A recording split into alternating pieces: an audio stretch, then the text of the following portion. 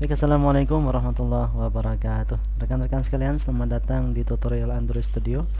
Bersama saya Benny, dan kali ini kita akan coba sama-sama mempelajari materi-materi Android Studio ya, mulai level dasar tentunya. Oke, ketika teman-teman akan memulai coding Android Studio, itu apa sih yang harus dilakukan atau dipersiapkan? Nah, jadi di sini saya sudah mencoba merangkum beberapa tahapan yang harus diselesaikan, yang harus disediakan oleh orang yang mau ngoding Android Studio.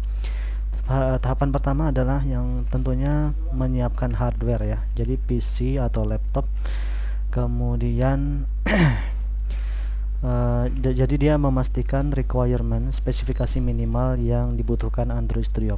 Oke, saya di sini merekomendasikan kalau pengen ngoding Android Studio itu menggunakan minimalnya prosesor Intel i5 atau yang setara ya. Misalnya Ryzen 5 dan seterusnya. Intinya dia kuat core. Kenapa demikian? Nah, karena ya berdasarkan pengalaman saya, kalau menggunakan dual core itu wah lelet banget buat running project ya.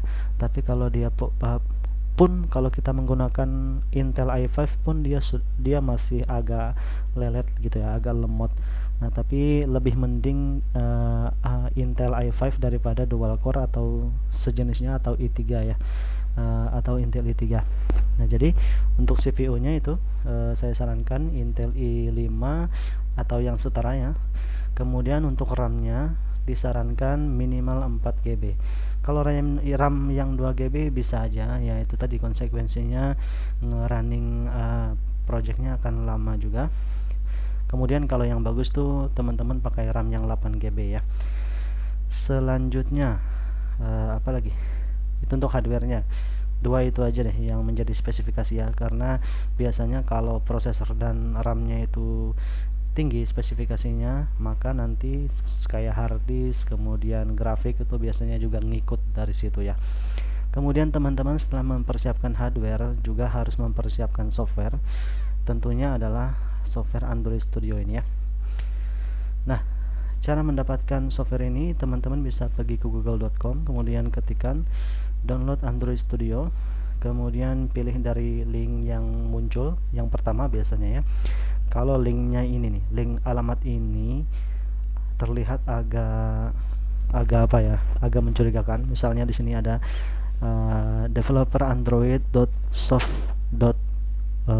softonic, nah gitu ya. Nah, itu mencurigakan, jadi hindari aja link-link yang seperti itu. Klik aja linknya, kemudian di sini harusnya langsung muncul instalan Android Studio, bukan instalan ya, button untuk mendownloadnya. Nah, saya menggunakan Windows 10 64 bit. Nah, jadi kalau saya bisa langsung klik button ini ya. Tapi kalau yang teman-teman menggunakan 32 bit, biasanya di sini ada optionnya ada bermacam-macam ya. Nih, kalau teman-teman pakai Mac OS bisa download pakai link ini, kalau pakai Linux bisa pakai link ini, kalau pakai Chrome OS bisa pakai link ini. Nah, kemudian gimana kalau pengen Android yang versi lama? Teman-teman bisa cari arsipnya di Chrome ya. Misalnya pengen, ini kan Android versi 4 ya, versi 4.2.2. Kalau pengen versi 3 ya bisa aja dicari di arsipnya.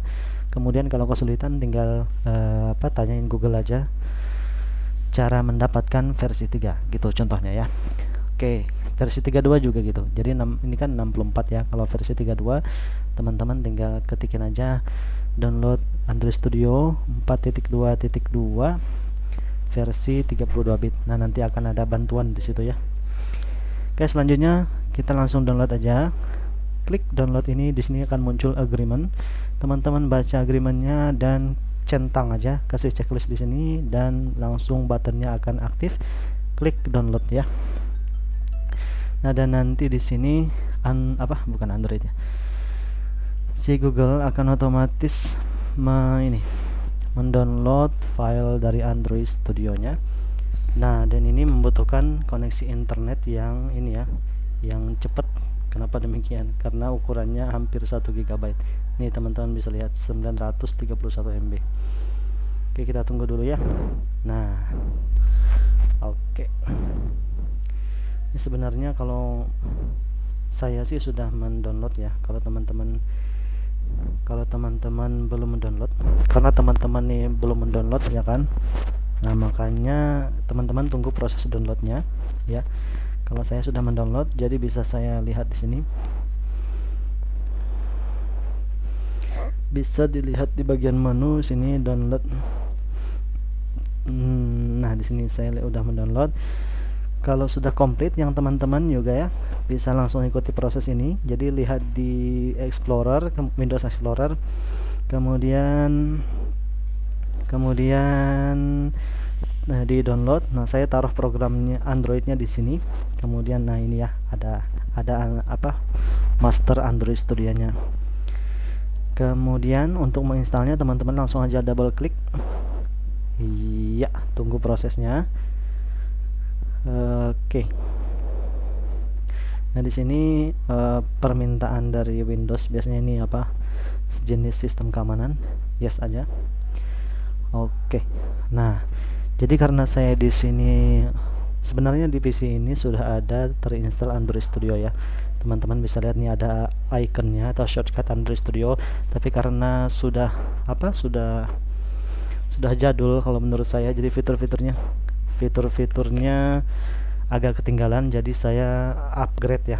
Nah, kalau teman-teman mungkin kalau pertama kali nginstal tampilannya biasanya beda dari yang saya ini ya, nggak apa-apa, nanti prosesnya sama aja, tinggal next aja ya. Oke, ini checklist ini gunanya untuk menguninstall versi yang sudah lama, jadi saya checklist saja. Kalau yang teman-teman mungkin nggak ada ya, mungkin nggak nampil, mungkin juga nampil kalau sudah ada Android Studio di PC-nya. Next aja. Kemudian di sini yes, apakah Anda pengen menghapus Android Studio yang lama katanya? Oke, yes saja. Ya, saya pengen hapus. Kemudian next. Jangan lupa centang Android Virtual Device karena ini gunanya untuk nanti kita running project ya. Next aja. Kemudian biarkan saja settingan defaultnya, dia ada di C program files, kemudian Android Studio gitu ya. Next. Kemudian nih kalau ini dicentang berarti icon ini atau shortcut ini nggak akan ada ya, nggak dibikin. Jadi cara ngaksesnya nanti lewat start ini ya. Makanya ini biarkan aja kosong. Jadi kita bisa ngakses aplikasi Android Studio lewat icon atau shortcut ini. Install, tunggu prosesnya selesai. Di sini bisa lihat detailnya ya. Oke, kecepatan instalasi dari Android Studio ini bervariasi ya, tergantung spesifikasi PC kita. Saya menggunakan spesifikasi dengan CPU i7 ya, Intel Core i7, kemudian grafik AMD Radeon RT50 ya, RTX 50 kalau nggak salah, 580 series, jadi dia cepat. Oke, next aja. Kalau sudah, kemudian start Android Studio Project. Kalau mau dibuka langsung setelah instalasi, klik start ya. Tapi kalau mau setelah instalasi teman-teman nggak mau install ya, tinggal dihilangkan checklist pada launch Android Studio tadi ya. Oke, di sini karena saya sudah menginstal, ada pilihan untuk menghapus folder dari Android Studio yang lama ya. Saya pengen hapus saja, biarin ya, karena saya nggak mau, karena saya pengen mendapatkan menghapus nih lumayan nih ukuran folder Android Studio yang lama tuh ya. Delete directory, tunggu sebentar ya, nanti prosesnya akan otomatis berakhir ya. Oke.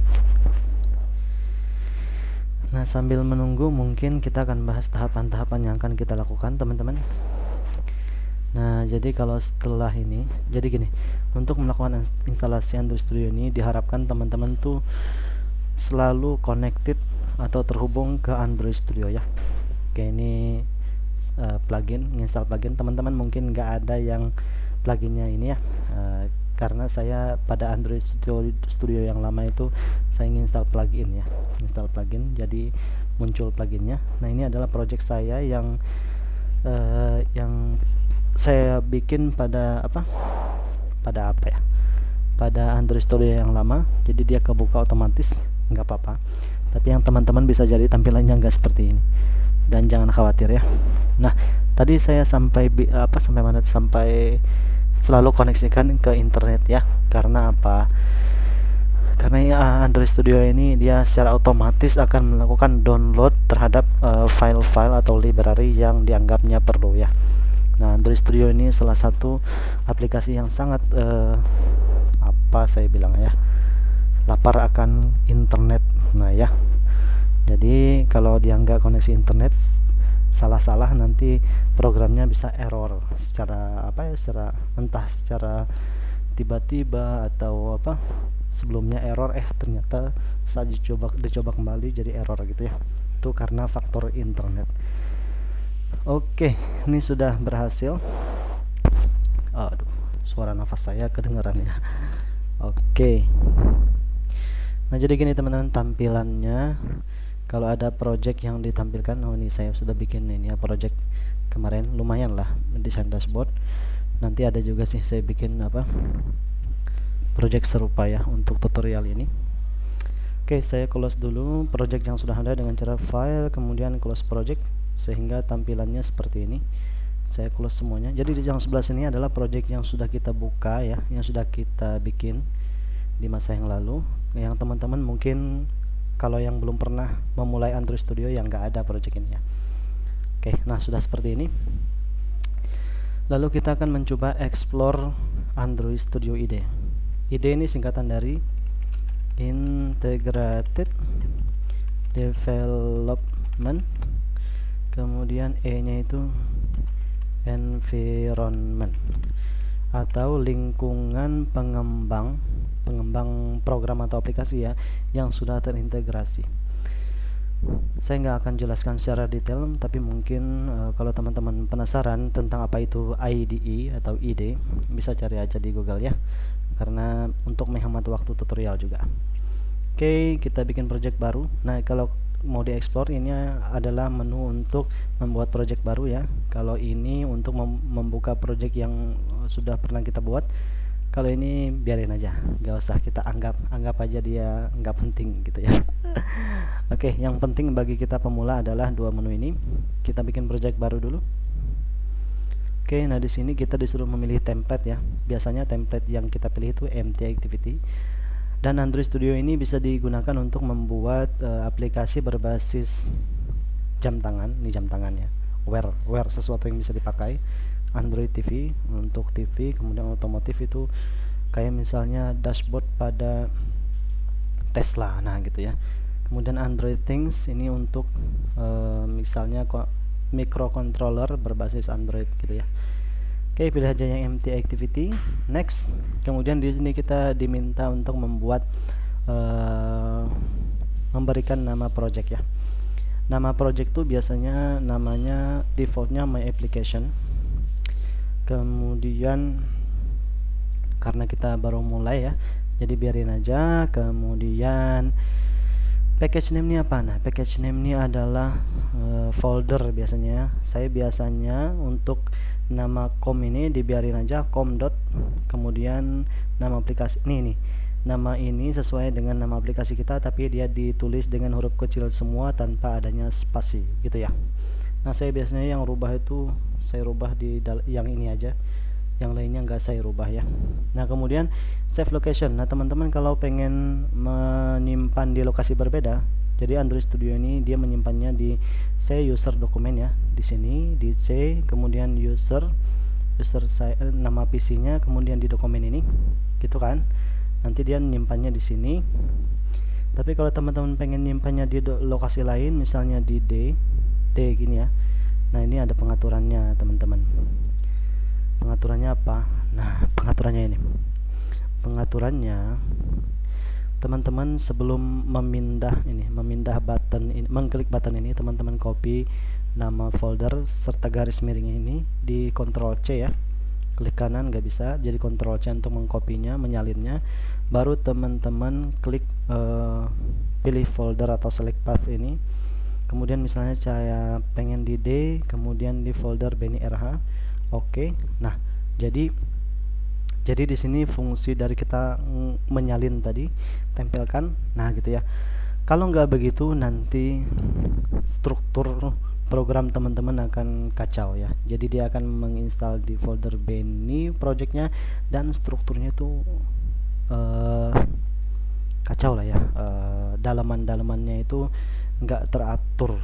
Saya bilang kayak gitu karena pengalaman saya kayak gitu ya. Jadi ikuti aja tips yang saya inginkan. Jadi sebelum menekan tombol ini, teman-teman copy dulu nama folder beserta ininya tadi ya, beserta garis miringnya. Kemudian setelah itu baru tekan ini, pilih lokasi, dan baru paste kembali nama projectnya.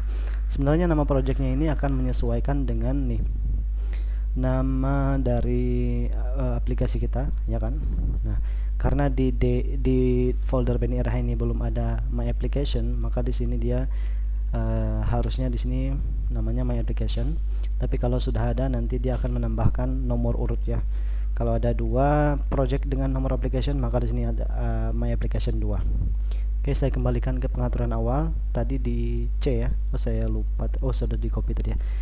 Di C, kemudian di user di sini, kemudian di dokumen ya. Saya sukanya jangan di dokumen, tapi dalam Android Studio Project. Kemudian oke. Paste ya. Nah, paste. Kalau saya hilangkan ini, nah nggak ada apa-apa ya, karena di dalam Android Studio Project ini belum ada project yang namanya My Application. Kalau ada, nanti dia otomatis menambahkan ada pemberitahuan di sini bahwa project tersebut sudah ada. Nah, nanti kita perlu tinggal ini merubah namanya sedikit, misalnya My Application 2 kayak gini. Nanti notifikasinya hilang. Bahasanya pakai Java ya, karena ada 20 pilihan, yaitu Kotlin sama Java. Pilih Java karena Java ini yang paling banyak tutorialnya. Kalau Kotlin ini baru ya, saya juga belum menguasai. Oke, minimum SDK teman-teman pilih aja yang di atas 20 ya. Saya sarankan yang 22, karena biasanya di bawah 20 ini ada beberapa fitur yang tidak didukung gitu ya. Ini apa maksudnya? Nah, ini adalah informasi kalau kita menggunakan versi Android Lollipop. Nah, aplikasi kita bisa dibuka pada 92% perangkat yang ada di dunia ini. Nah, gitu ya. Jadi semakin tinggi level API atau Android Studio-nya, semakin kecil perangkat yang mendukungnya ya. Jadi kita harus menentukan dengan benar mana perangkat yang sesuai untuk kita gitu ya. Nah, kalau kita menentukan API 22, maka ya API 21, 20, 19 dan seterusnya ke bawah itu nggak bisa menjalankan aplikasi kita. Tapi API 23, 24 dan seterusnya ke atas itu bisa menjalankan itu ya. Kemudian untuk ini biarin aja kosong, tekan finish. Kalau sudah, tunggu projectnya nih. Lihat di bagian sini, Android Studio akan otomatis mendownload apa saja yang diperlukannya gitu ya. Oke, nah di sini selama dia mendownload, kita mungkin relax dulu aja ya. Nah, project itu dia pasti terdiri dari pasti akan terbuka 2 buah file ya, XML dan main Java. Saya akan jelaskan fungsi keduanya. XML ini gunanya untuk mendesain tampilan dari aplikasi, sedangkan main activity Java ini untuk memprogram tampilan tersebut. Nah, gitu ya, misalkan gitu ya. Jadi misalkan di tampilannya kita bikin kalkulator, kemudian ada 2 buah input ya. Satu untuk menginput nilai pertama, misalnya kita masukkan nilai 2, kemudian input kedua kita masukkan 3, kemudian ada tombol penjumlahan, kita tekan penjumlahan. Nah, nanti muncul hasilnya berapa tadi? 2 tambah berapa tadi ya? 2 tambah 3 aja deh, 5 kan. Nah, program untuk memproses data tersebut ditulisnya di main activity Java. Nah, sedangkan di XML ini kita cuma mendesain tampilannya gitu ya, beda ya. Jadi Android Studio itu membedakan file untuk tampilan dan file untuk coding proses atau pengolahan proses dari project. Nah, lama ya, makanya saya bilang di sini kita perlu koneksi internet yang cepat, karena setelah instalasi pun Android itu perlu lagi dia ngedownload ngedownload library ya. Itu yang bikin sedikit sedikit ribet lah ya daripada aplikasi lain.